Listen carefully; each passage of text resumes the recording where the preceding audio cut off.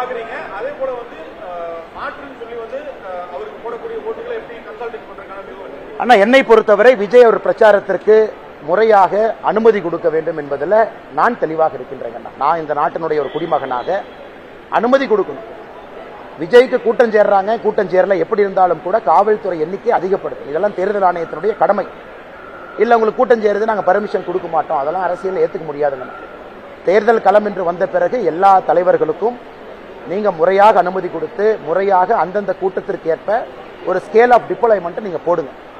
ஏன்னா இதுதான் பப்ளிக்கு செக்யூரிட்டி மட்டும் இல்ல, பப்ளிக் ரிஸ்க் ஏதாச்சும் இருந்தா கூட அதை அவாய்ட் பண்றக்காக இரவு நேரத்தில் பகல் நேரத்தில் ஓப்பன் ட்ரெயின், சில இடத்துல ட்ரைனேஜ் ஓப்பனா இருக்கும், யாரும் விழுந்து விடக்கூடாது.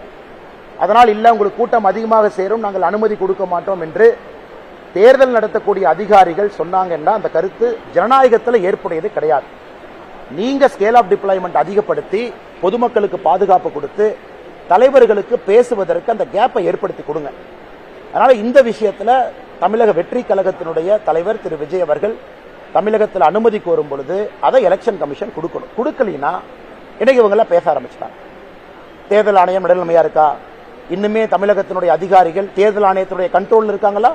இதற்கு முன்பு ஆட்சியில் இருந்த திராவிட முன்னேற்ற கழக அரசு கண்ட்ரோல் இருக்காங்களா அப்படிங்கிற கேள்வியை பல இடத்துல வைக்க ஆரம்பிச்சிட்டாங்க. அதனால் தேர்தல் ஆணையம் நடுநிலையாக இருப்பது மட்டுமல்ல, நடுநிலையாக இருப்பதை நாம் பார்க்க வேண்டும். அது எல்லா தலைவர்களுக்கும் இது பொருந்தும் என்பது என்னுடைய கருத்துக்கள். அண்ணே, கரூர் சம்பவத்தை பொறுத்தவரை அச்சம் என்று சொல்வதை விட இன்னைக்கு சிபிஐ என்கொயரியில் இருக்கு, பல அதிகாரிகளை விசாரிக்கிறாங்க. ஆனா ஒன்று, விஜயோட கட்சி உங்களுக்கு அனுமதி கேட்கறாங்கன்னா வாலண்டியர்ஸ் கொடுக்க சொல்லுங்க, இவ்வளவு வாலண்டியர்ஸ் நம்பர் மென்ஷன் பண்ணுங்க, காவல்துறையினுடைய எண்ணிக்கை அதிகப்படுத்துங்க. ஏன்னா ஜனநாயகத்தில் பேசுவதற்கு எல்லோருக்கும் உரிமை இருக்கு. வாலண்டியரா போய் கேட்க போறவங்களுக்கு உரிமை இருக்கு. நான் வாலண்டியரா போய் கேட்பேன் பாப்பேன். இருவருக்கு இடையில ஒரு ஹானஸ்ட் புரோக்கராக இருக்க வேண்டியது அரசு. ஆனா தொடர்ந்து சில இடத்துல பர்மிஷன் கேன்சல் ஆகுவதும் கூட நல்ல போக்கு இல்ல. எலெக்ஷன் கமிஷன் என்ன சொல்றாங்க, 48 மணி நேரத்துக்கு முன்னாடி அனுமதி கேளு. அதான் எலெக்ஷன் கமிஷனோட இது.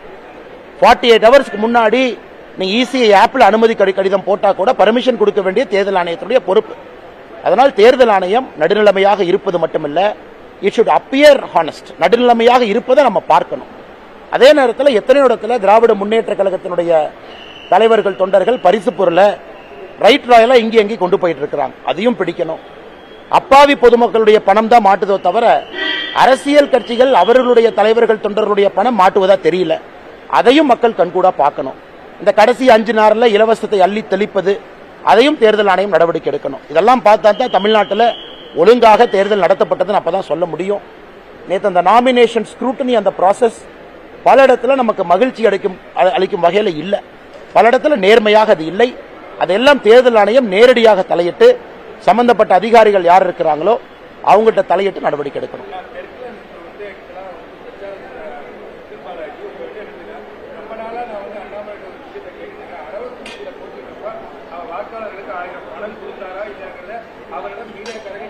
அண்ணா, மீடியாக்காரங்க நீங்க நாளை காலையில் அரவக்குறிச்சி போங்க. நீங்க போறதுக்கான பஸ் டிக்கெட்டோ நீங்க போறதுக்கான கார் செலவோ நான் கொடுக்கறேன். நீங்க அரவக்குறிச்சி மக்கள்கிட்டலாம் போய் பேசிட்டு அண்ணாமலை கொடுத்தாரான்னு போய் கேட்டுட்டு வாங்க, அண்ணாமலை என்கரேஜ் பண்ணாரான்னு கேட்டு வாங்க. நீ கேட்டு வந்த பிறகு ஏஎன்ஐ உங்களுக்கு நான் பதில் சொல்றேன். ஆனா பஸ் டிக்கெட் என்னோடது, ஏஎன்ஐக்கு நான் கொடுக்குற பஸ் டிக்கெட் என்னோடது. காலைல போயிட்டு அண்ணாமலை வந்து எங்கேயாவது கொடுத்தாரா, அண்ணாமலை ஆளுக லெப்ட் ரைட்ல வச்சுக்கிட்டு அண்ணாமலை போய் கொடுக்க சொன்னாரா? அதனால கோயம்புத்தூர்ல தெளிவாக நான் சொன்னேன், எனக்கு தெரியாம யாராவது கொடுத்தா கூட நான் உரிச்செடுத்துருவேன்.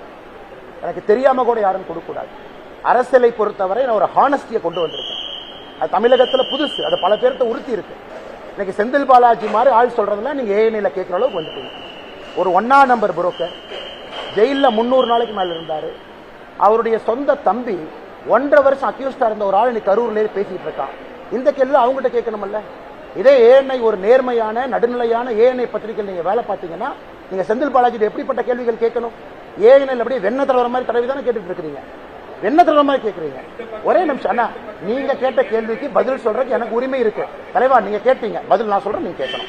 பதில் கொஞ்சம் சுடும், ஏஎன்ஐக்கு பதில் சுடும். நீங்க கேட்டீங்க, கேட்கறத பொறுமையா கேட்கணும். ஏன்னா நீங்க 5 நிமிஷமா தாண்டிக்கிட்டே இருந்தீங்க. 5 நிமிஷமா ஏஎன்ஐ தாண்டிக்கிட்டு இருந்தனால ஏஎன்ஐக்கு இந்த பதில கேட்கிறேன். கரூர்ல போய் ஏஎன்ஐ செந்தில் பாலாஜி போடுற பட்டியை கவர் பண்ணீங்களா ஏஎன்ஐல ஸ்டோரி? அப்ப என்ன நடுநிலையான பத்திரிகை நீங்க? என்ன இந்தியாவில் நம்பர் 1 நியூஸ் அக்ரிகேட்டர் நீங்க? என்ன நியூஸ் அக்ரிகேட்டர்? ஏஎன்ஐல ஒரு ஸ்டோரி இது வரைக்கும் கரூர்ல செந்தில் பாலாஜி போட்ட பட்டியை கவர் பண்ணிருக்கீங்களா? கவர்